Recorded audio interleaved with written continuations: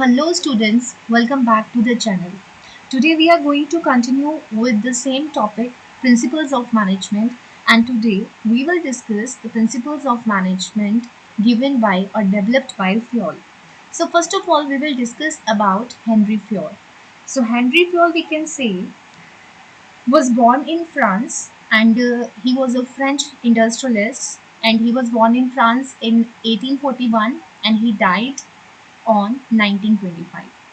So through his experience and studies, he developed the general theory of management. तो उन्होंने management की theory पे बहुत रिसर्च किया है. सो उनके अकॉर्डिंगली क्या था, labour was the most important in the organisation. और उनके वो सोचते थे कि लेबर जो है उन पे फोकस होना चाहिए मैनेजमेंट का, क्योंकि यही लेबर जो है, वर्कर्स जो हैं, ये क्या करते हैं, ऑर्गेनाइजेशन को चलाते हैं. तो लेबर को कैसे इन्फ्लुएंस किया जाए, लेबर को कैसे मैनेज किया जाए, ताकि वो क्या करें, अपने उनके मेंटल रेवोल्यूशन हो सके, उनका माइंड चेंज हो सके, उनकी सोच चेंज हो सके और वो अपना फुल कंट्रीब्यूशन जो है वो अपनी ऑर्गेनाइजेशन की इम्प्रूवमेंट, ऑर्गेनाइजेशन के गोल्स को अचीव करने में लगाए. So for this he suggested 14 principles of management. So let us discuss all the principles of management one by one. So first principle here is division of work. So division of work, divide किसको करना है, work को divide करना है. तो यहाँ बोलते हैं we should divide the work, we should divide the total task या total work या organizational work into smaller jobs and allocating it to different people, different employees, कि काम को छोटे छोटे जॉब्स में बांट दो और डिफरेंट लोगों को दे दो. इससे क्या होगा, it will reduce the burden of the workers. इससे काम का बर्डन जो है वो रिड्यूस होगा. और सारा काम जो है अगर वो डिवाइड करते हैं स्मॉल टास्क में, तो क्या होगा, इसके लिए हमें ये देखना होता है कि कौन सा काम किसे दिया जाए. तो अकॉर्डिंग टू किस तरह से देंगे, according to their qualification, according to the competency, according to the experience of the employees क्या किया जाता है, डिफरेंट डिपार्टमेंट्स को, डिफरेंट लोगों को काम डिवाइड किया जाता है. सपोज ABCD कुछ एम्प्लॉयज़ हैं, कोई सेल्स में बहुत अच्छा है तो उसे सेल्स डिपार्टमेंट में रिक्रूट किया जाए, कोई बुक कीपिंग में बहुत अच्छा है तो उसे बुक कीपिंग दे दी जाए, कोई फाइनेंस डिपार्टमेंट बहुत अच्छे से देख सकता है तो उसे फाइनेंस के डिपार्टमेंट में अपॉइंट किया जाए. एंड कोई मार्केटिंग बहुत अच्छे से देखता है, सेल्स बहुत अच्छे से देखता है तो उन्हें वैसा काम दिया जाए. सो इससे क्या होगा, एफिशिएंसी इंक्रीज होती है वर्कर्स की, स्पेशलाइजेशन इंक्रीज होती है और प्रोडक्टिविटी भी इंक्रीज होती है. तो आप देख सकते हो, इसीलिए सभी डिपार्टमेंट्स में या डिफरेंट ऑर्गेनाइजेशंस में हर काम के अलग अलग जो टास्क करने वाले लोग होते हैं. यहाँ पे एक एग्जांपल आप ले सकते हो, बैंक अकाउंट. तो बैंक अकाउंट अगर आप खुलवाने जाएं बैंक में, you can see different counters in the bank और हर काउंटर पे कुछ अलग एम्प्लॉयज़ मिलेंगे आपको, and everyone is handling a different task in the same procedure. तो एक ही प्रोसीजर को कंप्लीट करने के लिए अलग अलग लोग बैठे होते हैं. सो हियर वी कैन से कि हर काम के लिए एक अलग डिपार्टमेंट हो और उसको करने के लिए टेक्निकल लोग हो, वैसे ही एफिशिएंट, वैसे ही कॉम्पिटेंट. और इस तरह से सारे डिपार्टमेंट्स जो हैं वो फाइनली कलेक्टिवली क्या करेंगे, प्रोडक्शन इंक्रीज करेंगे, sales target of the company को अचीव करेंगे. Next is authority and responsibility. So authority and responsibility understand करने से पहले authority का meaning देखते हैं. Authority means power, right? Okay? So power, आपके हाथ में authority है, आपके हाथ में power है. And the next one is responsibility. तो responsibility होगी यहाँ पे जिम्मेदारी, obligation. आप एज ए मैनेजर ये अंडरस्टैंड करते हो कि क्या सही है, क्या गलत है, कब क्या करना है, to take the right decision at the right time. तो रिस्पॉन्सिबिलिटी होगी. तो अथॉरिटी, यहाँ बोलते हैं कि अथॉरिटी और रिस्पॉन्सिबिलिटी में क्या होना चाहिए, there should be a balance. लेकिन आपको ये समझना है कि अगर किसी एम्प्लॉय के पास सिर्फ अथॉरिटी है, अथॉरिटी ओनली, तो क्या होगा, एम्प्लॉय हो सकता है अथॉरिटी का मिसयूज़ करे, अपने अंडर जो सबॉर्डिनेट्स हैं उसके, उनको टॉर्चर करे, उन्हें परेशान करे. तो क्या होगा इससे, वो काम, उसके पास रिस्पॉन्सिबिलिटी कोई नहीं है, सिर्फ अथॉरिटी है. तो वो क्या कर सकता है, काम कोई नहीं हो रहा है, कोई टारगेट अचीव नहीं हो रहा है, कोई एफिशिएंसी इंप्रूव नहीं हो रही है क्योंकि अथॉरिटी का मिसयूज़ हो रहा है यहाँ पर, और कोई ऑर्गेनाइजेशनल गोल्स को अचीव नहीं किया जा रहा है.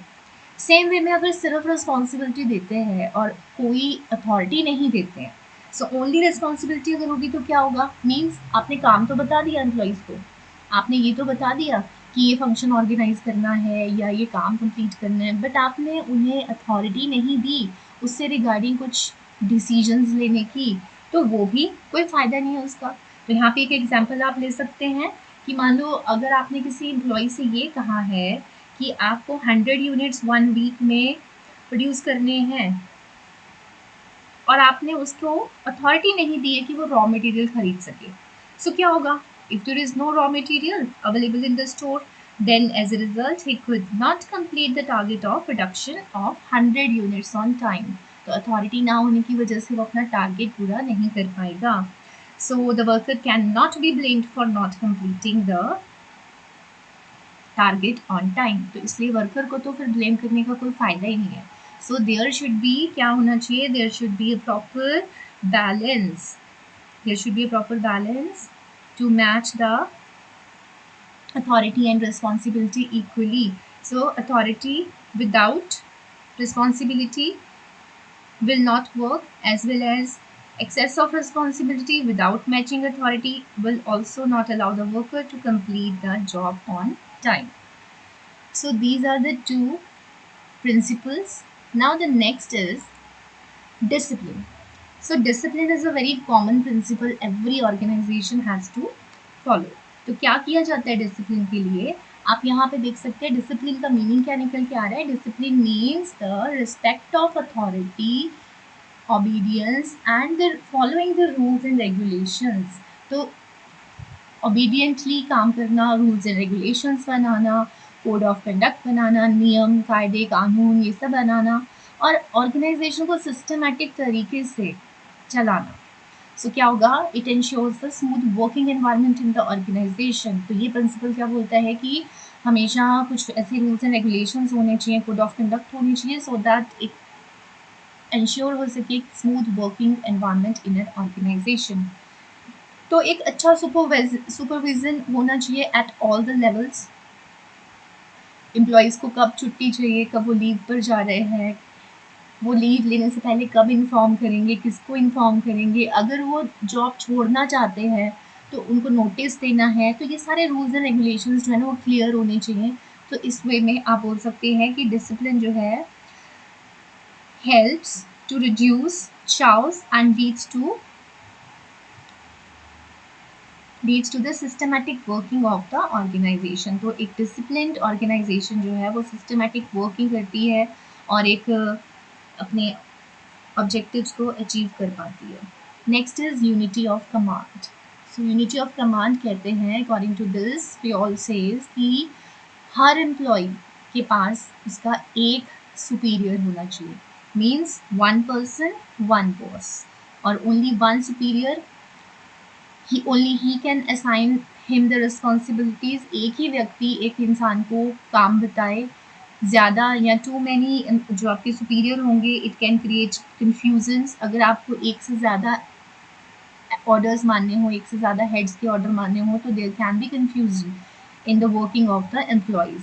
सो किस तरह से आप इस बात को अंडरस्टैंड कर सकते हो that if a subordinate receives orders from more than one superior, what will happen? He will find it extremely difficult to decide as to whom he has to obey first। तो इसके लिए आप एक example ले सकते हो कि for example एक वर्कर प्रोडक्शन डिपार्टमेंट से आपके मैनेजर अगर कहते हैं आगे एम्प्लॉय से कि आप प्रोडक्शन जो है वो स्लो कर दें so as to maintain the quality of the product, कि क्वालिटी मेंटेन हो सके प्रोडक्ट की, तो प्रोडक्शन को स्लो करने के लिए कह के गए प्रोडक्शन मैनेजर। लेकिन उसी दिन थोड़ी देर बाद सेल्स मैनेजर आकर उसी एम्प्लॉय को बोलते हैं कि भाई अपनी प्रोडक्शन बढ़ाओ, सेल्स जो है वो इंक्रीज़ करनी है, ऑर्डर्स पेंडिंग हो रहे हैं, ऑर्डर्स पूरे नहीं हो पा रहे हैं। सो इस केस में क्या होगा, in this situation the employee will get confused as to whose instructions must be followed by him, कि वो किसकी इंस्ट्रक्शंस को फॉलो करे।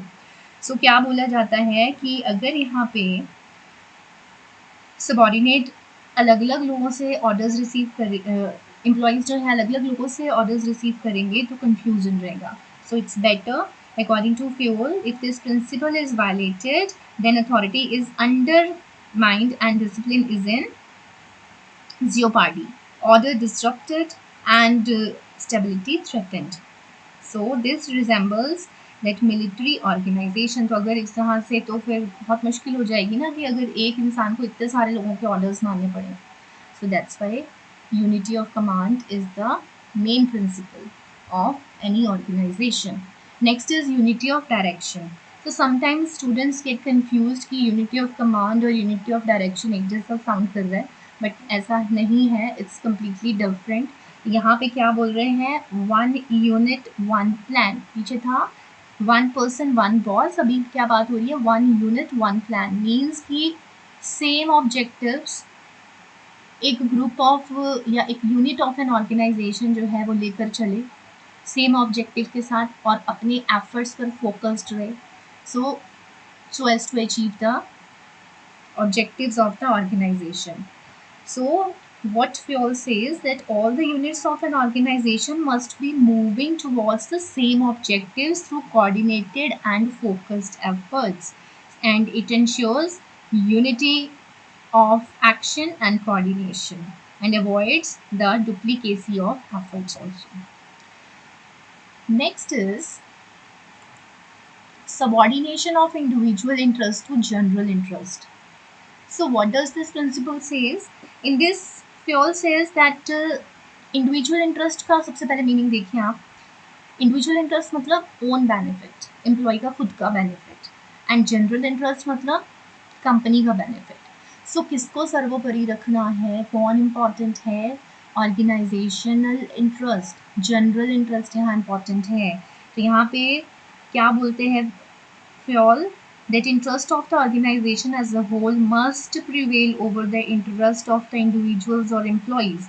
In an organization, every individual has his own interest. Her organization में हर व्यक्ति के personal interest हो सकते हैं, but the principle क्या demand करता है that each individual should sacrifice his personal interest. वो अपने personal interest को side पे रखे, sacrifice करे and अचीव करें ऑर्गेनाइजेशन के गोल्स को. तो इसमें आप एग्जांपल ले सकते हो कि for example as a manager अगर मुझे रॉ मटेरियल बाय करना है फ्रॉम द मार्केट तो मैं 3 चीज़ें देखूंगी, क्वालिटी, प्राइस, डिलीवरी.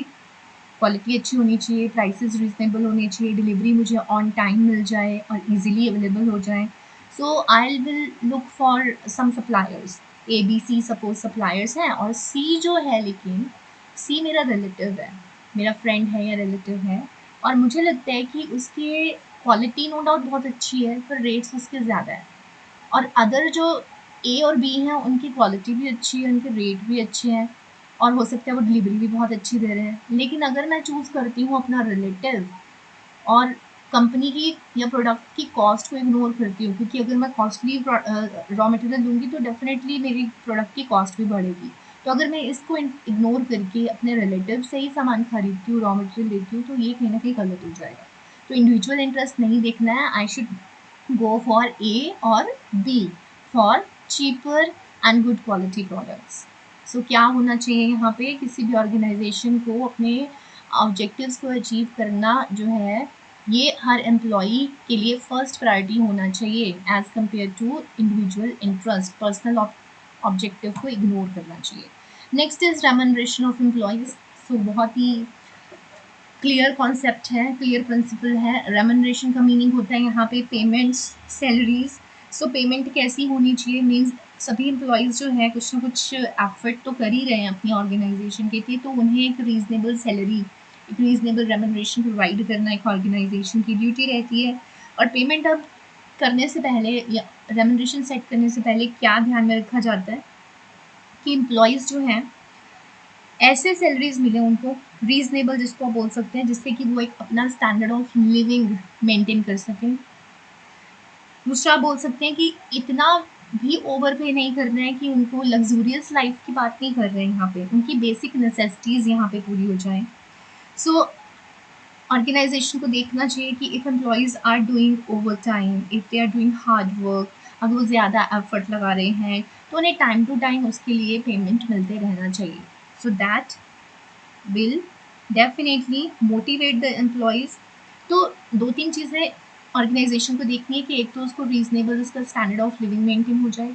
सेकंड जो एक चीज़ रखी जाती है माइंड में ऑर्गेनाइजेशन के द्वारा वो क्या होनी चाहिए कि अपनी पेइंग कैपेसिटी भी देखिए, अपनी कंपनी की अफोर्डेबिलिटी भी देखनी है, आप कितना पे कर सकते हैं अपने एम्प्लॉइज़ को, या फिर आपकी कंपटीटर्स क्या पे कर रहे हैं, उन्होंने क्या रेट्स रखे हैं। सो क्या होगा अगर मैनेजमेंट जो है अपने वर्कर्स को टाइम टू टाइम अच्छे वेजेस देती है, then it will ensure the better or good atmosphere and good relations between the workers and the management, and the company would be smoothly working.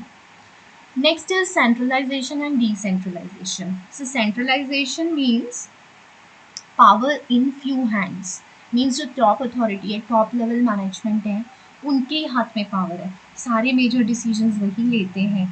तो ये preferable हो सकता है centralisation principal की, भाई जहाँ स्मॉल ऑर्गेनाइजेशंस हैं वहाँ पे ये ऑप्शन जो है वो वैलिड है। But in large organisation decentralisation should be followed. Decentralisation का means power in many hands आप बोल सकते हैं, या बहुत सारे लोग जो हैं वो डिसीजन मेकर हो सकते हैं।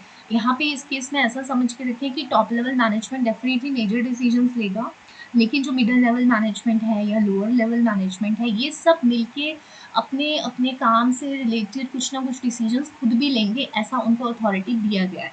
सो क्या कहते हैं, authority means where the centralisation means authority with centre, कुछ लोगों के पास है authority only in the few hands, and whereas decentralization means dispersal of the authority among more than one person, ज़्यादा लोगों के पास अथॉरिटी दी जाती है। सो यहाँ पर डिसेंट्रलाइजेशन जो है वो ज़्यादा बेहतर ऑप्शन है फॉर लार्जर ऑर्गेनाइजेशंस, क्योंकि जितना बड़ा ऑर्गेनाइजेशन होगा, जितने बड़े लार्ज स्केल पे काम हो रहा होगा, वहाँ पर एक व्यक्ति या सिर्फ टॉप लेवल मैनेजमेंट जो वो कितने डिसीजंस ले पाएगा, हर हर बात के लिए अगर वही डिसीजंस लेंगे तो उनके अप्रूवल का वेट करना पड़ सकता है, उनके डिसीजंस का वेट करना पड़ सकता है, तो डेफिनेटली बेटर अपॉर्चुनिटीज हाथ से जा सकते हैं और कोई कितने डिसीजंस ले लेगा।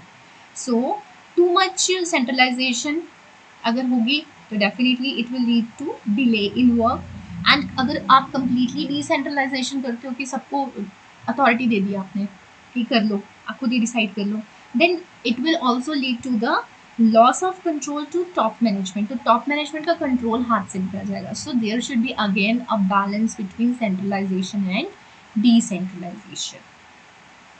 Next is scalar chain.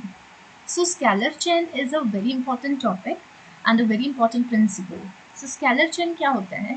Line of authority.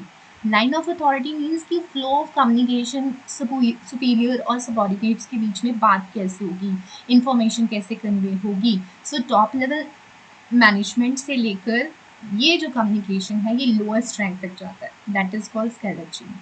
Means as according to the diagram, ए जो है वो इंफॉर्मेशन या कम्युनिकेट करेगा बी से, बी सी से करेगा और सी डी से करेगा। And in the same way अगर डी को इन्फॉर्म करना है कुछ या अपने कुछ प्रॉब्लम्स बताने तो वो सी से बात करेगा, सी बी के पास जाएगा और बी जाएगा ए के पास।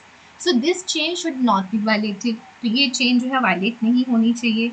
And but in case of emergency we can say, लेकिन अगर कोई एमरजेंसी है तो डी को अगर कन्वे करना है कोई मैसेज जी से on the other side, on the other department, तो वो डायरेक्टली भी बात कर सकता है। बट यहाँ पे क्या कंडीशन है, that both the people should be at the same level, कि डी और जी जो आपको दिख रहे हैं बिल्कुल स्ट्रेट लाइन में सामने, मीन्स कि डी और जी का जो रैंक है या जो उसका जॉब प्रोफाइल है वो सेम है, वो सेम सीट पर काम कर रहे हैं, सेम पोस्ट पे हैं, तब आप उनसे बात कर सकते हैं। Otherwise it is not possible कि डी ई से डायरेक्टली बात कर लेगा या डी एफ से बात कर लेगा डायरेक्टली, नो, वो कम्युनिकेट नहीं कर सकता। So same level can contact through gangplank, तो ये जो कॉन्टेक्ट बनता है ना सेम लेवल का, इसको बोलते हैं gang plank, and it is use in case of emergency only. Okay, so क्या बोला है यहाँ पर कि आपके स्केलर चेन में कि आपको क्या करना पड़ता है, यहाँ पे डायरेक्टली अगर बात करनी है अपने बॉस के साथ तो it is not possible, D C B A chain ऐसे फॉलो होगा। और अगर आपको दूसरे डिपार्टमेंट में बात करनी है तो सेम लेवल का व्यक्ति दूसरे डिपार्टमेंट के सेम लेवल के व्यक्ति से ही बात कर सकता है, that is gang plan. Now the next is order. So order says that everything and everyone should have a place, कि हर व्यक्ति की और हर चीज़ की एक जगह होनी चाहिए. और we can say everything and everyone should be in their place, अपनी जगह में होने चाहिए. मीन्स अगर किसी ऑर्गेनाइजेशन में 1000 एम्प्लॉयज़ हैं, कौन कहाँ बैठा है, किसी को किसी से मिलना है, कोई किसी को मिल ही नहीं रहा है, चीज़ें नहीं मिल रही हैं, लोग नहीं मिल रहे हैं, तो it is not a good for organisation. तो आप यहाँ पे क्या बोलेंगे, हर व्यक्ति का अपना एक कैबिन होना चाहिए. फॉर एग्जाम्पल आप ले सकते हो, जैसे फॉर कोई स्कूल है, ऑफिस है या हॉस्पिटल है, होटल है, आप देखते हो जैसे ही आप एंटर होते हो तो आपको एक रिसेप्शनिस्ट या रिसेप्शन टेबल सामने मिल जाता है. तो ये भी एक ऑर्डर का हिस्सा है कि सामने मिलनी चाहिए, क्योंकि उन्होंने जनरल पब्लिक को इन्फॉर्म करना है कि कौन कहाँ है. सेम वे में अगर आप स्कूल देखते हैं तो प्रिंसिपल ऑफिस कहाँ है, क्लरिकल ऑफिस कहाँ है, सबकी अपनी अपनी एक जगह बनी हुई है. So this is what this principle says, कि there must be, according to Fuel, what he says, there must be a proper place for people and material. They should be placed in suitable places so that to maximize the efficiency of the people. Otherwise क्या होगा, time waste होगा, resources waste होंगे, energy waste होगा. So it is easy to find everyone and everything if it is placed on order. So it will lead to the productivity and efficiency of the organization. तो हर चीज़ easily accessible है तो definitely आपका time और money save होता है. Next is equity. So equity means equality, to treat the employees with justice and equality. Fair रहना employees के साथ, उनके साथ जस्ट बिहेवियर करना. मीन्स कि कोई डिस्क्रिमिनेशन नहीं करना है, कोई भेदभाव नहीं करना है, ना कोई आपका वहाँ दोस्त है ना रिश्तेदार है, all are equal. And it means कि उनको उनके colour, caste, religion, belief, nationality के बेसिस पे कोई डिस्क्रिमिनेशन ना किया जाए. So equity refers to just and fair behaviour of managers towards his workers. तो मैनेजर को सबके साथ समान भाव से काम करना है. This will ensure loyalty and cordial relations between the superior and subordinate. तो इससे क्या मेंटेन होता है, कॉर्डियल रिलेशंस मेंटेन होते हैं. एंड इररिलेवेंट फेवरेटिज्म जो है या पेनल्टीज जो है वो अवॉइड करनी चाहिए. हाँ, ये हो सकता है कि कभी ना कभी कोई लेज़ी पर्सोनल अगर आपको दिखते हैं, लेज़ी लोग हैं, काम नहीं कर रहे हैं, उनको थोड़ा बहुत आप पनिश कर सकते हो सो दैट एक डेकोरम मेंटेन हो सके, to send the message that everyone is equal in the eyes of the management. तो जिसको जहाँ डांट की ज़रूरत है वो भी कीजिए, वहाँ पे भी पनिश कीजिए, so as to maintain the decorum. और एक ऐसा मैसेज कन्वे करने के लिए कि सब बराबर है, ऐसा नहीं है कि किसी को ज़्यादा फेवर मिल रही है.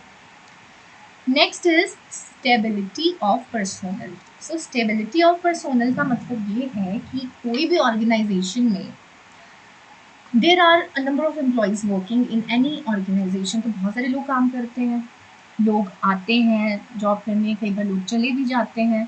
अब जाते क्यों हैं लोग, क्योंकि उनको बेटर अपॉर्चुनिटीज़ मिलती हैं बाहर, या हो सकता है वो अपनी जॉब से डिससेटिस्फाइड है, या हो सकता है कि ऑर्गेनाइजेशन ने खुद से ही उनको निकाल दिया है.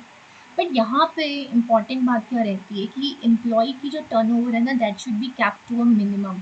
ऐसा कम होना चाहिए कि ऑर्गेनाइजेशन से एम्प्लॉयज़ जो है वो छोड़कर जा रहे हैं. सो पर्सोनल को पहले ही, एम्प्लॉयज़ को चूज़ करने से पहले ही, it should be, they should be chosen after appointment and after a due and rigorous procedure, we can say. एक प्रॉपर उनका इंटरव्यू, प्रॉपर उनकी सिलेक्शन प्रोसीजर को फॉलो किया जाए, और जितने भी स्पेशलाइज्ड या फिर क्वालिफाइड ट्रेंड जो आपके पर्सोनल हैं उनको एम्प्लॉय किया जाए, ताकि ऐसी नौबत ही ना आए कि एम्प्लॉय आपको छोड़ के जा रहा है. सो स्टेबिलिटी ऑफ पर्सोनल यहाँ बोल रहे हैं कि किसी भी ऑर्गेनाइजेशन के लिए it is very important to maintain the tenure of the personnel. कि बहुत अच्छा रहता है अगर एक एसेट होता है कि एम्प्लॉय, हर ऑर्गेनाइजेशन का एम्प्लॉय एसेट होता है अपनी ऑर्गेनाइजेशन के लिए. तो अगर एम्प्लॉयज इसे छोड़ कर जाएंगे, that should not be good, that should not give a good message to the society. So person should be retained for a certain amount of time to let the employee demonstrate results, and as learning and getting accustomed to a new job takes time. तो यहाँ पे बोल रहे हैं कि इसके लिए organisation क्या सपोर्ट कर सकती है अपने एम्प्लॉयज़ को, कि उन्हें, अगर कोई नए एम्प्लॉयज़ हैं तो उन्हें कॉपरेट करें, ताकि वो अपने आप को प्रूव कर सकें और उनको उस नए जॉब के साथ फ़ैमिलियर होने में और कस्टम्ड होने में थोड़ा टाइम दिया जाए उन्हें, तो उन्हें रीज़नेबल टाइम देना चाहिए to show the results. Otherwise what will happen, they will leave the organisation. So recruitment, selection और ट्रेनिंग पे जो इतना कॉस्ट खर्च हुआ है, इतना पैसा खर्च हुआ होता है, टाइम लगा होता है, ये एनर्जी रिसोर्सेज यूज हुए होते हैं, it will go waste. Next is initiative. So initiative means कि खुद से काम करने के लिए मोटिवेटेड रहना, taking the first step with self motivation. This means that workers should be encouraged to develop and carry out their plans for improvement. तो workers जो है ना हमेशा मोटिवेटेड रहने चाहिए कि वो प्लान्स को कैरी आउट करने के लिए हमेशा encouraged रहें और कुछ नए नए आइडियाज़ डेवलप करें। तो फ्योल क्या सजेस्ट करते हैं कि employees at all levels should be encourage to take initiative in work related matters. तो मीन्स एम्प्लॉयज़ को हमेशा मोटिवेट करते रहें एज ए मैनेजर कि वो नए नए टास्क्स को, नए नए ऑब्जेक्टिव्स को अचीव करने के लिए इनिशिएटिव लें, पहल करें, फर्स्ट स्टेप लें, सेल्फ मोटिवेटेड रहें एंड प्लान्स को एग्जीक्यूट करें। सो ये एक इंटेलिजेंट पर्सन की ट्रेट है कि आगे बढ़कर खुद से काम करने के लिए तैयार होना। तो हमारी एम्प्लॉयज़ को हमें ऐसे ही इंकरेज करना होता है। So a good company should have an employee suggestion system. इसके लिए कंपनी क्या कर सकती है, उनको मोटिवेट करने के लिए उनसे सजेशंस ले ली कभी कभी। बेशक वो सजेशंस आप यूज़ करें ना करें as a management, as an organisation, but उनसे सजेशंस लेने से क्या होगा, उनके अंदर एक ये भाव आ जाता है, ये फीलिंग आता है कि वो कंपनी में इम्पॉर्टेंट है और उन्हें कुछ समझा जाता है। और मिलजुल कर काम करना जो है, जब वो खुशी खुशी आपके साथ इन्वॉल्व होते हैं काम करने के लिए, then it will definitely lead to the achievement of the goals. और जब मिलजुल कर काम करते हैं तो आता है हमारा next principle, Spirit D cops. नाम कुछ इंडिफरेंस है but the meaning is very simple. It means team spirit. तो एक व्यक्ति तो गोल अचीव नहीं कर सकता ऑर्गेनाइजेशन के, बहुत बड़ी ऑर्गेनाइजेशन होती है, बहुत सारे गोल्स होते हैं, बहुत सारे ऑब्जेक्टिव्स होते हैं। So we have already heard, हमने एक चीज़ पहले से सुन रखी है, united we stand, divided we fall, है ना। So unity is strength. तो यहाँ पर भी टीम स्पिरिट की बात हम करेंगे। So according to this principle, management should promote a team spirit. तो टीम स्पिरिट होगी तो क्या होगी, it will create harmony among the employees, and management also should try to promote a teamwork, especially in the large organization। तो जितना बड़ा organisation होगा ना, उतना ही ज़्यादा ज़रूरत पड़ती है टीम वर्क की। एंड अदरवाइज क्या होगा, it will be very difficult to achieve the objectives और to realise that there is loss of coordination. ये भी समझ में नहीं आएगा कि लोग कोऑर्डिनेट ही नहीं कर रहे एक दूसरे से, कैसे उनको हैंडल करें। तो मैनेजर का क्या ड्यूटी रहता है, he should replace I with we. हमेशा ये ना बोले मैनेजर कि मैंने ये किया, मेरी मर्जी से ऐसा हो रहा है, मैंने ऐसा किया मेरी वजह से, मैं ही हूँ जो सब देख रहा हूँ। मैं नहीं होना चाहिए, आई नहीं होना चाहिए। I should be replaced with we. तो मैनेजर की क्या कोशिश होनी चाहिए कि वो सबसे ये कहकर काम ले कि हम ये कर रहे हैं, हम सब अच्छा करेंगे, हम ये काम कर रहे हैं, हमारे डिसीजन से ऐसा हुआ, हमने ये किया, हमारी वजह से। मीन्स सबको इन्वॉल्व करे वो। अच्छा है तो भी सबका, कुछ अच्छा नहीं हुआ, कोई रिजल्ट अच्छा नहीं मिला, तो वो भी सबका। बट उसके लिए किसी को डिमोटिवेट नहीं करना है, उसके लिए किसी को ब्लेम नहीं करना है। सो आई की जगह वी वाला फीलिंग रहना चाहिए, and this will give rise to a spirit of mutual trust. जब वी फीलिंग के साथ काम करते हैं तो म्यूचुअल इंटरेस्ट क्रिएट होता है and belongingness among the team members. तो जो टीम मेंबर्स होते हैं, एम्प्लॉयज़ होते हैं, वो अपने आप को कहीं ना कहीं ऑर्गेनाइजेशन के क्लोज मानते हैं, उनको लगता है कि नहीं ये हमारा काम है। And it would also minimize the need for using penalties. तो कोई भी एम्प्लॉय जो है वो डीमोटिवेटेड नहीं होगा, बहुत अच्छे से परफॉर्म करेगा, बेस्ट से बेस्ट करने की कोशिश करता है, तो पेनल्टीज देने की भी ज़रूरत नहीं पड़ती है। So children, this is all about the principles of management developed by Henry Ford. Hope you have understood these topics and revise it properly and do your best. Thank you.